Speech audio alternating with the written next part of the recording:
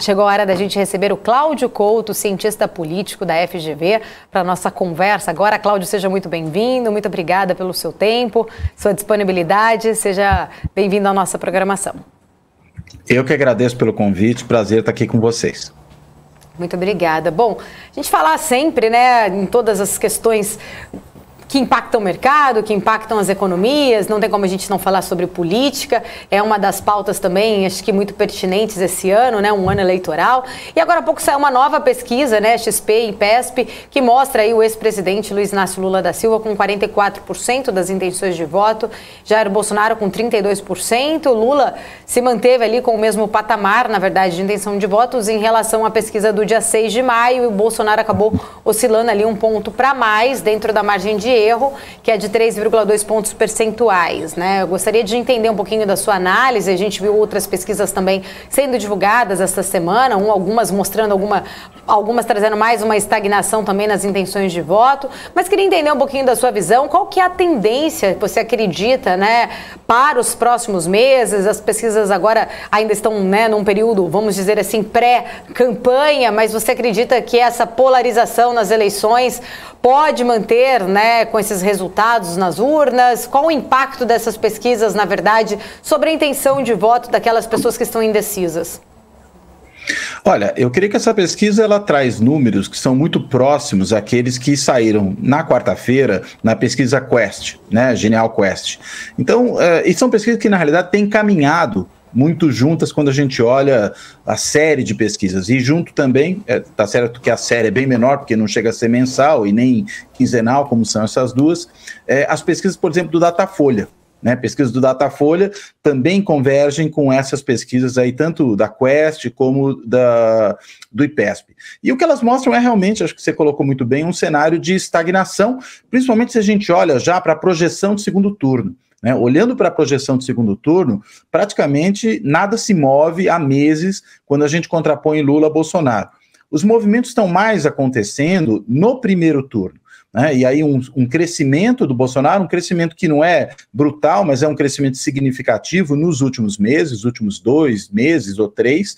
Né? Isso tem a ver também com uma melhora de avaliação do governo. Difícil é a gente saber o que determina o quê.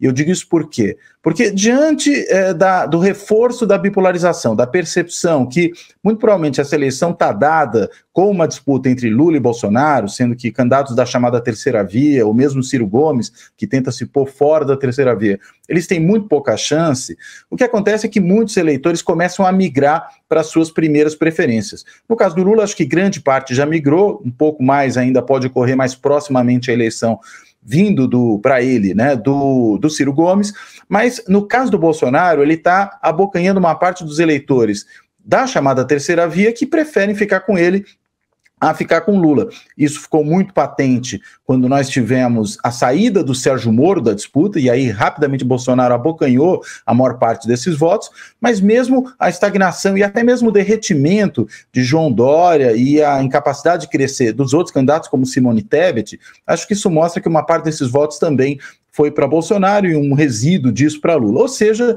se eu tivesse que fazer uma projeção do que me parece o mais provável, não estou dizendo que está escrito em pedra, que é impossível que mude, mas para mudar vai ter que acontecer algo muito, muito surpreendente. O mais provável é que nós tenhamos mesmo essa bipolarização se concretizando, e com a concentração dos votos nos 2 principais candidatos, eu não descartaria uma eleição resolvida no primeiro turno. Isso não porque a eleição não vá ser necessariamente disputada, mas principalmente pelo fato de que esses 2 candidatos principais, eles concentrando a maior parte dos votos neles, ou a esmagadora maioria dos votos neles, a chance de um dos 2 ter mais da metade dos votos válidos é muito grande. Boa tarde. Boa tarde já, né? Boa tarde, professor. Tudo bem? As últimas manifestações em prol do ex-presidente Lula, elas foram minguadas, né? Pouca gente. E as pesquisas mostram ele como, por enquanto, na liderança, né? Existe uma contradição entre esses movimentos de rua, essas manifestações e as pesquisas? O que a pesquisa não está captando? Que tipo, ou esse eleitorado dele não está indo para a manifestação? Eu queria o seu diagnóstico, por favor, em relação a isso. Eu creio que são dois fenômenos diferentes, né? As manifestações, elas captam, sobretudo, intensidade, né? Enquanto que a pesquisa, ela capta a abrangência. A pesquisa está mostrando aí uma grande parcela do eleitorado disposta a votar no ex-presidente Lula, por isso que ele ganha ali no segundo turno, nessas projeções, por uma diferença de 20 pontos aproximadamente, vai sempre variar um pouquinho, né, em relação ao Bolsonaro, aparece continuamente à frente.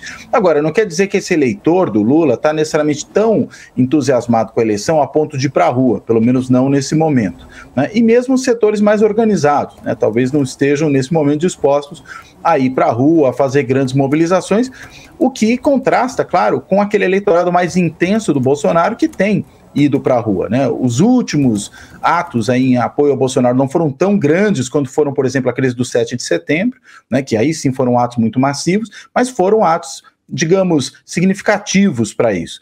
Então, eu creio que a gente está, na realidade, mensurando duas coisas. Você pode ter uma militância do candidato que não está intensa ao ponto de ir para a rua, mas nem por isso vai deixar de votar nele, e um amplo eleitorado, que esse não iria de qualquer forma, mas que vai votar num certo candidato. E acho que é isso que a gente está vendo, por isso que não há uma contradição, são dois aspectos distintos desse processo político eleitoral. Cláudio, em relação à terceira via, né, eles definiram na última quarta-feira que as pesquisas quantitativas e qualitativas seriam os critérios ali para definir exatamente qual seria o candidato único das três legendas para concorrer à presidência da República. Porém, a gente vê algumas manifestações aí no bastidor, inclusive Ciro Gomes se manifestando que gostaria até Simone Tebet em sua chapa como vice. Ainda há uma expectativa ali para essa data do dia 18, né? Alguns partidos já anunciaram que dia 18 eles iriam fazer realmente esse anúncio. E também, ou por outro lado, disseram que eles vão esperar essas pesquisas quantitativas, qualitativas ali para próximo das convenções para anunciar assim, então, o nome de terceira via. Você acredita que até lá esse nome pode derreter cada vez mais ou pode se fortalecer? Olha, eu apostaria muito mais ou na estagnação ou até mesmo no derretimento por conta daquele ponto que eu indiquei antes, né? Que é essa tendência do eleitorado a, observando um amplo favoritismo dos dois principais candidatos, fazer o voto útil neles, antecipar esse voto. Né? Diria até que o próprio Ciro corre esse risco mais proximamente à eleição. Ele não perdeu tanto voto assim para o Lula, mas a gente viu que quando o Moro entrou na campanha, ele teve uma perda, ele tinha até então um pouquinho mais do que os dois pontos, os dois dígitos, melhor dizendo, né, de intenção de voto, caiu para menos do que isso, e mesmo com a saída do Moro ele não se recuperou. Então acho que tem uma sangria aí, e o mesmo ocorre com os outros candidatos. Claro, as pesquisas podem mostrar qual deles eventualmente tem mais chance. Eu creio que o maior obstáculo nem é esse. O maior obstáculo para você ter uma candidatura única é um entendimento entre as lideranças partidárias e os próprios candidatos. Ciro Gomes dá demonstrações claras de que não aceita abrir mão para ninguém, né? Por isso que ele quer a Simone Tebet de vice. Por outro lado, a Simone Tebet já falou que se é para ser vice, ela está fora, né? Ela só aceita ser cabeça de chapa. E o Dória entrou numa briga com o seu próprio partido para impor a sua candidatura, já ganhou nas prévias e não aceita conversar muito sobre isso. Alguém vai ter que se entender ao longo desse caminho. Se não houver entendimento, e o União Brasil já saiu desse acordo, né? O Luciano Bivar deve ser candidato, pelo menos até agora ele está colocado, mas é um candidato que tem muito pouca chance. A última vez que ele disputou, está certo, por um partido ainda na época muito menor, ele não chegou a sequer a 1% dos votos, né? Não creio que agora vá ter lá um grande desempenho. Mas o fato é, as lideranças partidárias e os próprios candidatos dentro dessas lideranças partidárias estão com muita dificuldade de se entender, de abrir mão de alguma coisa para poder construir essa candidatura única. Se construírem, ainda assim o caminho não será fácil. Sem construir, aí eu diria que o caminho é completamente impossível. Cláudio, eu gostaria de fazer uma outra pergunta agora em relação a todas essas questões aí em relação ao conflito, né, exatamente sobre o sistema de segurança das urnas eletrônicas, né, principalmente em relação a essa questão das Forças Armadas, o Tribunal Superior Eleitoral. A gente já tem visto aí nos últimos dias, últimas semanas, inclusive, né, esse assunto muito à tona. Você acredita que essa questão das Forças Armadas, né, elas realmente, de alguma forma, né, desde desde o ano passado, aquela comissão de transparência eleitoral, isso tudo acabou surgindo ali uma série de sugestões, até a própria corte, sobre o processo eleitoral. O TSE acabou rejeitando as propostas que foram colocadas lá. A gente até essa semana trouxe um vídeo de um dos peritos que até discursou ali para os próprios ministros desde 2017, que já haviam sido feitos testes dela pelo próprio sistema eleitoral, onde foram levantadas algumas questões emblemáticas que traziam algumas possibilidades até de serem urnas, né, atacadas por sistemas de hacker. A gente teve nessa semana a fala do presidente do TSE, o próprio Fachin, falando, né, fez ali uma visita ao evento dos testes das urnas, deixou claro que ninguém vai interferir na justiça eleitoral. O próprio presidente ontem, Jair Bolsonaro, acabou rebatendo essas questões do Fachin. Na sua opinião, quais seriam os riscos, na verdade, desse embate entre TSE, entre essas questões até das Forças Armadas? Você acha que isso, de alguma forma, pode acabar atrapalhando, né, as eleições desse ano, trazendo realmente algum tipo de dúvida até para o próprio eleitor? Eu acho que pode. Aliás, já trouxe, né? Quando a gente compara, de novo olhando as pesquisas, a confiança que as pessoas hoje têm nas urnas eletrônicas em relação a outros anos em que houve eleição e essa mesma pergunta foi feita, essa confiança caiu, né? O presidente da República, ele está plantando uma dúvida na cabeça de uma boa parcela do eleitorado, claro, principalmente entre aqueles que são seus apoiadores incondicionais, mas o fato é, você lança dúvidas e aí as pessoas ficam mais desconfiadas. Quem conhece o sistema, quem acompanha desde o seu início, lá em 1996, sabe que na realidade é um sistema super seguro, né? O presidente está procurando, aí cada um prefere a metáfora que quer, chifre em cabeça de cavalo ou pelo em ovo, né? Não existe nenhum problema com as urnas eletrônicas, não há nenhuma questão de confiança. Claro que isso sempre pode ser aprimorado e vem sendo, né? Toda eleição você tem ali uma série de testes, consultas a especialistas, você tem simulações de ataques às urnas e na medida em que vão se observando possibilidades de aprimoramentos, vai sendo feito como é feito, aliás, com qualquer equipamento de informática ou qualquer software, né? Agora, o problema não existe na prática. O que o presidente, entendo eu, está fazendo é um processo, primeiro, né, de buscar deslegitimar esse processo, porque, creio eu, ele tem dúvidas quanto à sua real capacidade de ganhar a eleição, e aí não ganhando a eleição, ele já tem aí um discurso preparado para poder questionar o resultado que ele não poderia vir a aceitar. Também tenta jogar as Forças Armadas contra o Poder Judiciário, contra o Tribunal Superior Eleitoral em especial, mas contra ele, contra o Supremo, os dois são muito vinculados, tanto que a gente tem 3 ministros do Supremo com cadeira no TSE, né? Para quê? Porque se o resultado for ruim, ele vai dizer que não só que as urnas não funcionam, como que a justiça eleitoral não é imparcial o suficiente. E se o Supremo tentar entrar no jogo, vai também dizer que o Supremo não é imparcial o suficiente. Então, me parece que é esse o jogo, e quando ele coloca as próprias Forças Armadas como antagonistas do Supremo Tribunal Federal, o que ele está em boa medida, chantageando o país, né? Dizendo, olha, eu tenho aqui o meu exército, para usar uma expressão que o próprio presidente insiste, né, sempre em usar, e eu sou o comandante supremo das Forças Armadas, ele também repete muito isso. Se o resultado não for adequado, é porque houve fraude. Se houve fraude, eu vou usar o meu exército contra aqueles que porventura queiram assegurar essa fraude. Eu creio que esse é o subtexto, não dá nem para dizer quase que é um subtexto, porque é quase uma afirmação explícita disso tudo que o presidente vem fazendo. É um pouco a estratégia que tem aí líderes populistas mundo afora, e o presidente Bolsonaro cai nessa categoria, de fragilizar limites institucionais, fragilizar qualquer tipo de freio e contrapeso ao seu exercício do poder, para poder aumentar esse poder e conseguir se impor de maneira autocrática. Creio que é isso.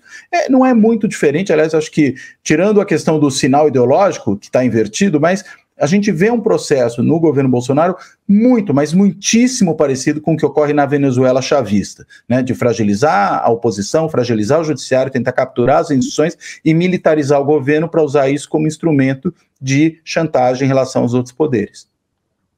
Professor, mas não existe aí algum amparo também na realidade, essa suspeita em relação às urnas? E eu vou colocar aqui meus pontos. Em 2014, houve o próprio pedido do Aécio Neves, do PSDB, as urnas não eram passíveis de serem auditadas, isso em 2014, né?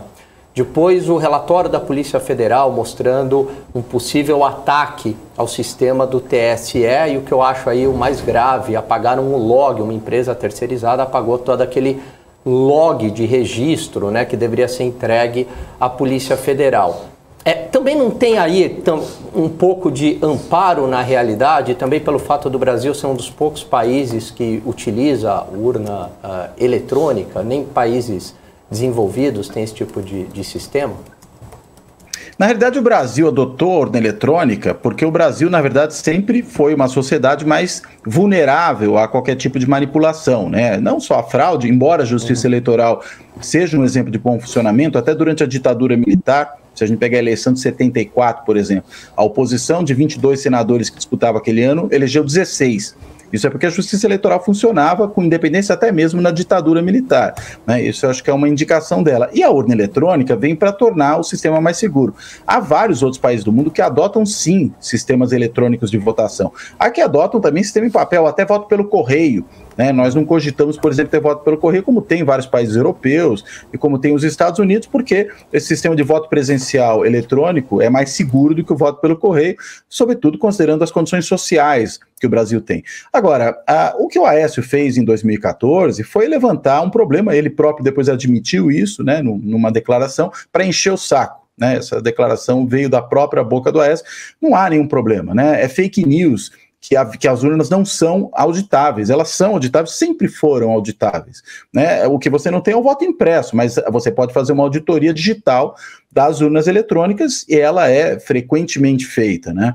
O próprio ataque hacker foi ao sistema do Supremo, do TSE, perdão, mas não às urnas, né? Foi ao sistema de informática do TSE, mas isso não atinge a urna propriamente dita. Então, na realidade, são duas coisas que não se comunicam, né? Então, existe muita lenda urbana, né, em torno disso. O presidente contribui para espalhar essas lendas urbanas, mas tanto que não existe votação eletrônica em outros países, o que é mentira, né, como que as urnas não são auditáveis, o que é outra mentira. Enfim, existe um monte de problema aí que, na realidade, a gente não deve dar crédito, porque não tem qualquer fundamento na realidade, é muito mais teoria da conspiração, né, e crenças aí em duendes, do que propriamente alguma coisa que mereça ser levada a sério. Professor, mas você não acredita que essa questão que vem à tona, claro, ainda maior aí na gestão de Jair Bolsonaro, não seja uma questão mais política, mais do que realmente a própria segurança do sistema eleitoral? Porque, lembrando aqui que o próprio ex-presidente Lula já criticou muito a segurança das urnas eletrônicas.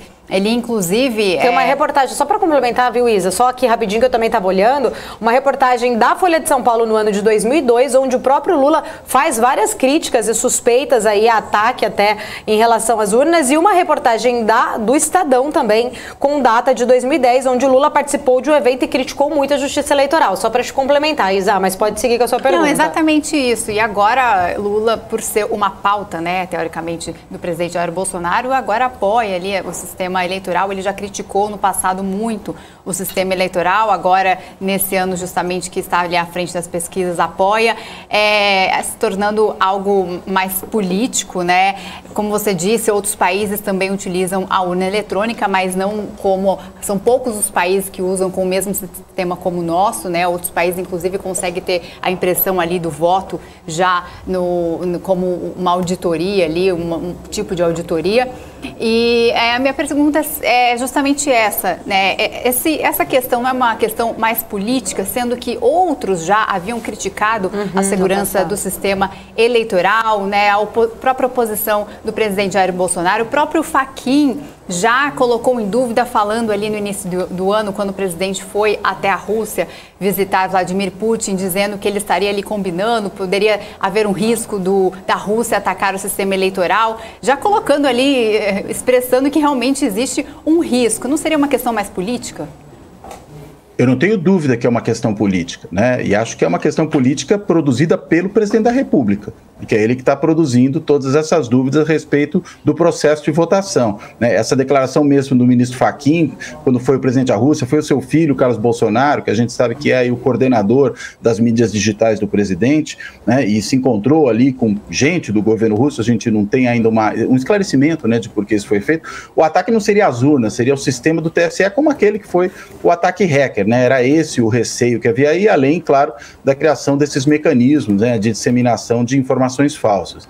Lá em 2002, o fato é, a gente está falando de um sistema que naquele momento tinha 6 anos, né? Hoje nós estamos falando de um sistema que tem 26 anos, ou seja, ele já foi exaustivamente testado. Até eu diria, alguém podia ter dúvida lá em 2002, não faz muito sentido ter dúvida hoje, depois que o sistema passou por tantas provas e nunca houve qualquer evidência de que tivesse algum tipo de problema do ponto de vista da transformação da vontade do eleitor nos votos reais, nos votos que são computados, né? Então, acredito que esse é um assunto que se tornou obsoleto, né? Mesmo que alguém possa ter tido opinião no passado, o Leonel Brizola, né, também questionava as urnas eletrônicas, ele tinha aquele trauma lá do sistema de cômputo dos votos lá na eleição de 82, né, que teve lá um problema, né, e ele duvidava disso, mas enfim, o Leonel Brizola é um político da primeira metade do século passado, quase, né? Um político que, enfim, era governador em 64, só para a gente ter um pouco a dimensão. É normal que ele não tivesse essa mesma compreensão desses sistemas. Então, eu creio que esse é, na realidade, um assunto superado, mas que o presidente da República insiste, né, em politizar. Por quê? Porque se o resultado não for o que ele espera, ele tem aí um pretexto, né, tem um argumento para lançar sob suspeição o resultado. Mas de concreto mesmo, quando a gente olha a questão técnica de funcionamento das urnas, não há nada que embase isso. Ô, professor, só para complementar, né? Você fala que realmente acredita que seja uma questão política, a gente está vivendo aí uma polarização muito grande. Mas por quê, né? Assim, se a gente viu que no passado outros candidatos também questionaram, o próprio Lula questionou várias vezes o sistema eleitoral, por que agora então seria só porque o Bolsonaro estaria levantando essa possibilidade? Porque que existe um inquérito, né? Foi feito até um inquérito na própria Polícia Federal em relação a essa questão. Foi investigado, né? Tem provas em relação a isso. Mas em relação ao quê? A urna não, né? Tem provas. A fragilidade do sistema. Aquele inquérito que ele apresentou no ano passado na live, que inclusive... Foi até pedido pelo próprio Alexandre de Moraes para ser retirado das redes sociais dele, isso. Sim, mas aquele inquérito não mostra fragilidade no sistema das urnas, né? O que aquele inquérito trata é da questão de ataques ao sistema de informática do TSE. A gente está falando de duas coisas completamente diferentes. Mas eles são sistemas de tecnologia, né? Que foram apagados logs, como veja, uma coisa é a gente dizer que a urna não é confiável, outra coisa é a gente dizer que pode haver um ataque hacker a um sistema que tem conexão com a rede. Isso sempre acontece, em qualquer lugar. Não das urnas. O das urnas não é vulnerável porque ele fica isolado dentro da urna. Né? É isso que eu estou, enfim, procurando esclarecer. Né? O que houve o ataque foi a rede do TSE. A rede do TSE é que tem conexão com a internet. A urna não tem conexão com a internet. Né? Você tira a informação da urna e passa para a rede por meio de mídia física. Antigamente era disquete, talvez hoje possa ser feito até por outro tipo de mídia física, que não o disquete, que já até está muito superado, mas não há conexão das urnas com essa rede, que ela sim seria resultado do ataque hacker, né? Então, na verdade, e aí eu estou falando do presidente, por quê? Porque o presidente é o único líder político a levantar questões sobre isso, né? Ou, claro, seus aliados, porque vão na onda dele. Mas até mesmo o Arthur Lira, presidente da Câmara, né, quando nós tivemos aquela votação referente à instituição do voto impresso, que foi derrubada na Câmara, o próprio presidente Arthur Lira reiterou que aquilo era assunto superado e, mais recentemente, ele voltou a dizer que não vê motivos para essa desconfiança. Estamos falando de um aliado do presidente Bolsonaro. Então, sinceramente, eu creio que só o presidente mesmo é que está produzindo todo esse ruído, porque lhe interessa, né? É um pouco como a cloroquina eleitoral, né? A gente teve a cloroquina na pandemia, que não funcionava, mas o presidente propagava. A cloroquina eleitoral é a urna eletrônica, que pode ser fraudada na boca do presidente da República. Professor, é uma questão antiga, né? O Lula, numa famosa entrevista ao jornal francês Le Monde em 2003, disse que as eleições eram uma farsa, mas infelizmente não ganhou uma grande repercussão na imprensa mundial. Mas é uma questão antiga, né? Eu acho que sim. Não sei se ele ainda acredita nisso que falou lá, né, em 2003. Enfim, Precisamos Por que ele mudaria? Por que ele mudaria de não acreditar ideia? Mais? Não sei se ele não acreditava e fez que... críticas internacionais, por que ele mudaria? Não sei, é que eu nunca mais vi ele dando declarações nessa linha, né? Talvez seja mais conveniente também, né?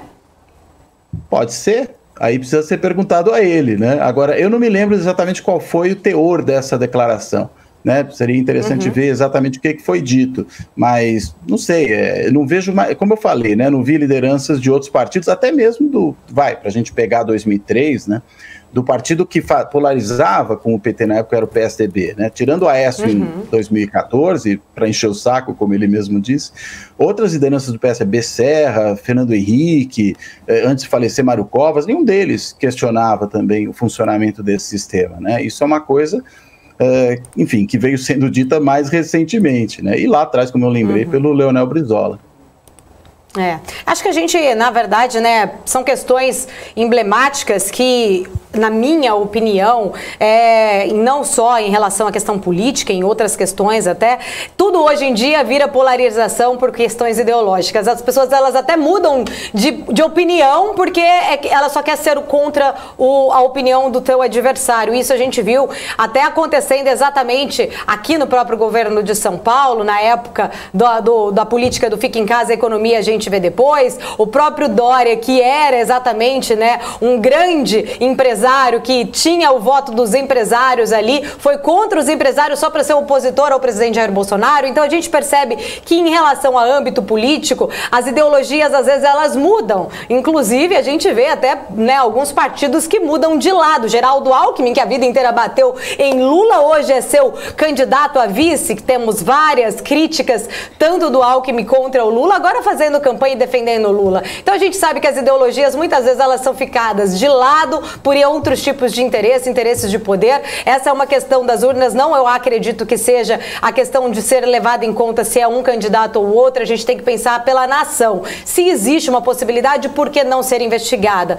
Então, mas eu acho que é uma questão que está sendo muito debatida no âmbito de torcida e no âmbito ideológico entre esses candidatos, e que às vezes as críticas, elas são para levantar, né, melhorias, não só no sistema político, sistema de saúde. Esse é o papel da imprensa, muitas vezes levantar críticas para tentar trazer soluções. Mas infelizmente a gente vê que as pessoas, elas tendem a levar os assuntos mais para os âmbitos ideológicos e torcedores. Mas acho que temos um longo caminho a percorrer, né, professor? O Brasil precisa de muitas mudanças, com certeza a educação é a principal delas. Você, como um professor, acredito que tem aí se engajado muito também nessas questões aí. Acho que é só através da educação que a gente pode transformar esse país em um dia melhor. Agradeço a sua participação, professor. Seja sempre muito bem-vindo. Eu que agradeço, né, e quero até concordar com você, tem muito disso mesmo, né, só para fechar aqui uma última coisa, né, você veja que quando foi candidato, o presidente do Bolsonaro falava que não faria acordo com o Centrão, né, que o Centrão era um câncer, também. Até o general Heleno cantou, se gritar pega Centrão, não fica um, meu irmão. E quando foi lançada a candidatura do presidente Bolsonaro, aquele ato de filiação no Partido Liberal, que é um partido do Centrão, estava lá o general Heleno ao lado do Valdemar da Costa Neto, né, um símbolo, né, uma quintessência do Centrão. Isso acontece muito, né, as pessoas dizem uma coisa, depois dizem outra, prometem uma coisa, fazem o contrário, enfim. Isso é realmente alguma coisa que a gente precisa apontar, precisa criticar, senão fica difícil, né? E o próprio presidente falou que ele era do Centrão, né? Veja só que coisa. Uma hora falou que o Centrão era o câncer, depois falou que ele próprio veio do Centrão.